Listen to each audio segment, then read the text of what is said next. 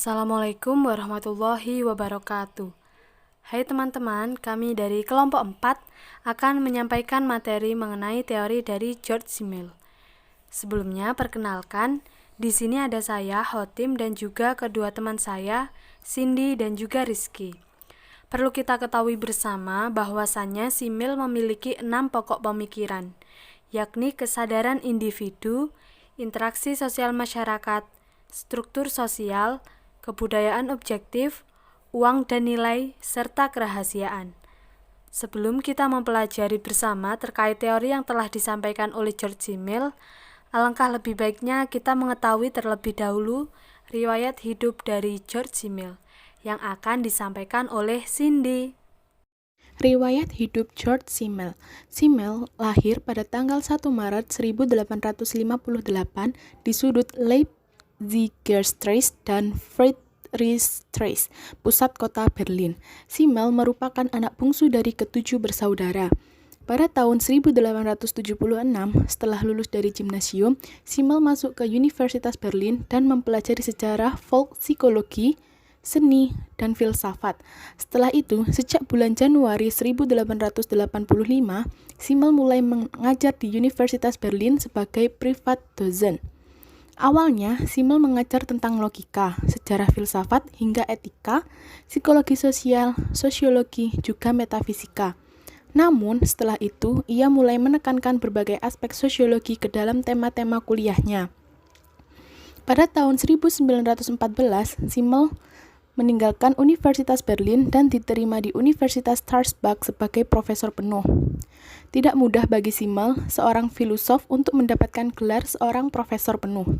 Berjumpa dengan banyak orang yang tidak dikenal sebelumnya menjadi tantangan dalam berinteraksi sosial, ditambah ia merupakan seorang Yahudi. Dalam masa sulit itu, ia melihat bahwa manusia tidak dapat hidup tanpa orang lain, dan kemudian ia menuangkannya dalam sejumlah teori sosial interaksi. Simmel meninggal pada 28 September 1918 dikarenakan mengidap penyakit kanker hati. Nah, itu tadi riwayat hidup dari George Simmel. Selanjutnya, mari kita belajar mengenai teori George Simmel, yakni kesadaran individu dan interaksi sosial masyarakat yang akan disampaikan oleh Cindy. Pokok pemikiran George Simmel.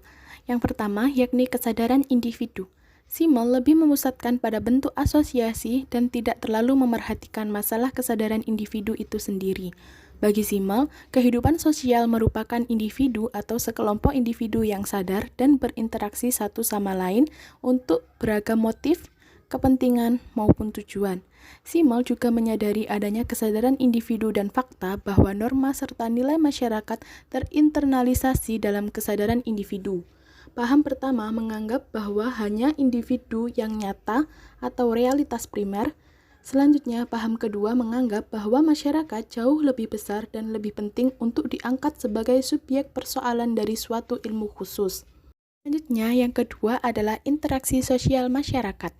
Menurut Simmel, sosiologi merupakan ilmu pengetahuan khusus, yakni satu-satunya ilmu pengetahuan analisis yang bersifat abstrak, di mana semua ilmu pengetahuan kemasyarakatan. Menurut Simmel, masyarakat akan terbentuk karena adanya interaksi, bukan kumpulan orang yang hanya diam, tidak peduli berapa orang yang berinteraksi. Yang terpenting adalah adanya sebuah interaksi.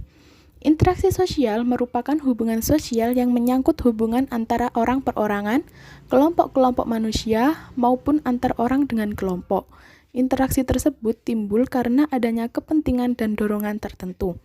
Karya Simmel yang paling berkesan adalah mengenai bentuk-bentuk yang diambil dari interaksi, juga tipe-tipe orang yang terlibat dalam interaksi.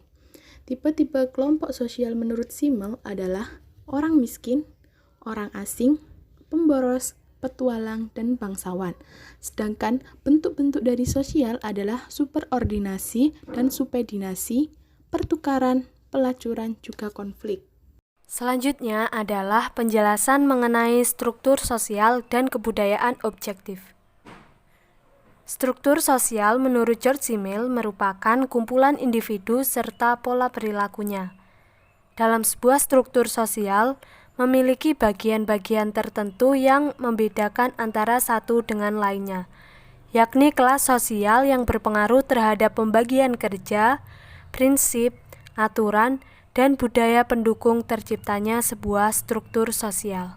Selanjutnya adalah kebudayaan objektif atau biasa disebut dengan level budaya realitas, yang bermakna kemampuan seseorang untuk membuat sebuah budaya dengan mengesampingkan nilai estetis demi pemilikan nilai ekonomi.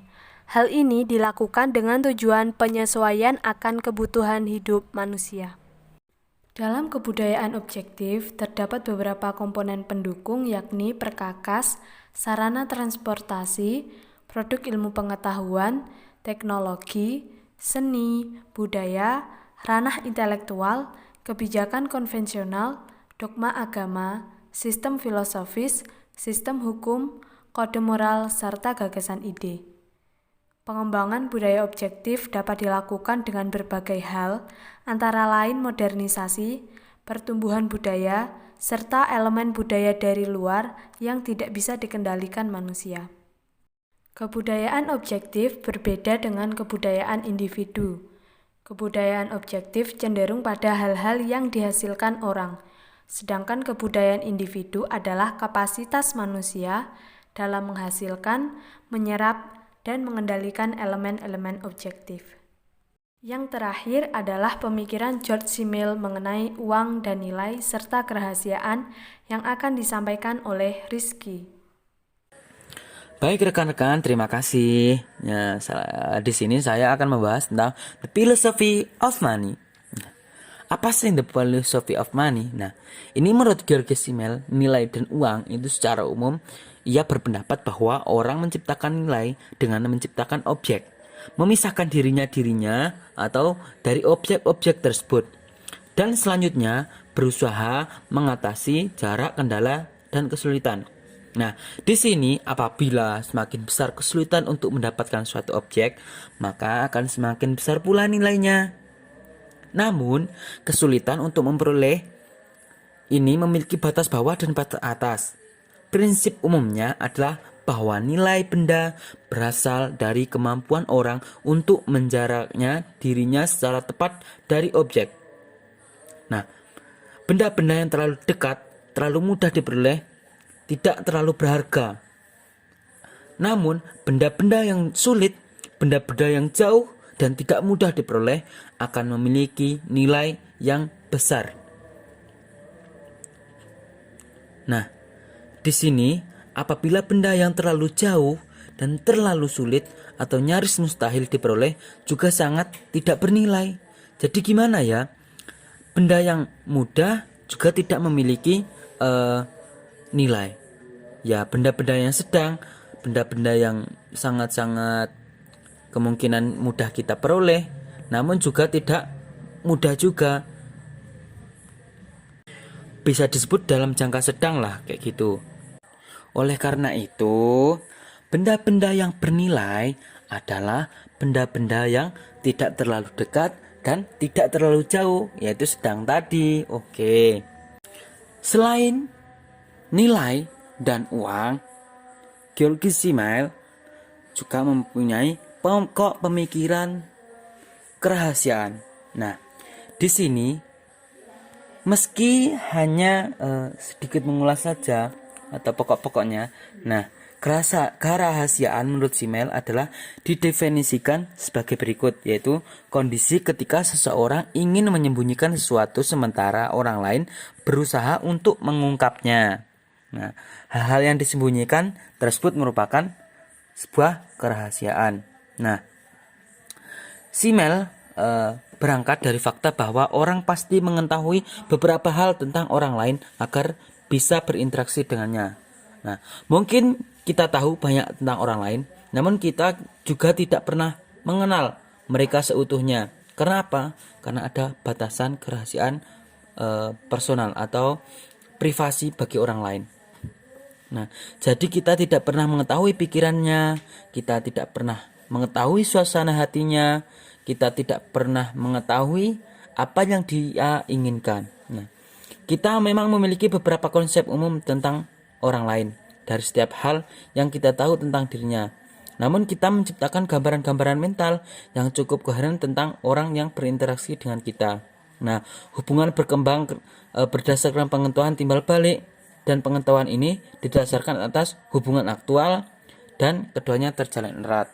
Seperti kita menyapa orang, kita mengetahui biografi orang tersebut berasal dari mana, kan kita mempunyai timbal balik. Kita kenalan dengan orang, kita akan mengetahui background dari orang tersebut, dan background orang tersebut juga mengetahui background dari kita. Sekian, terima kasih. Demikian tadi penjelasan dari kelompok kami mengenai teori George Simmel. Ada kurang dan lebihnya mohon dimaafkan. Wassalamualaikum warahmatullahi wabarakatuh.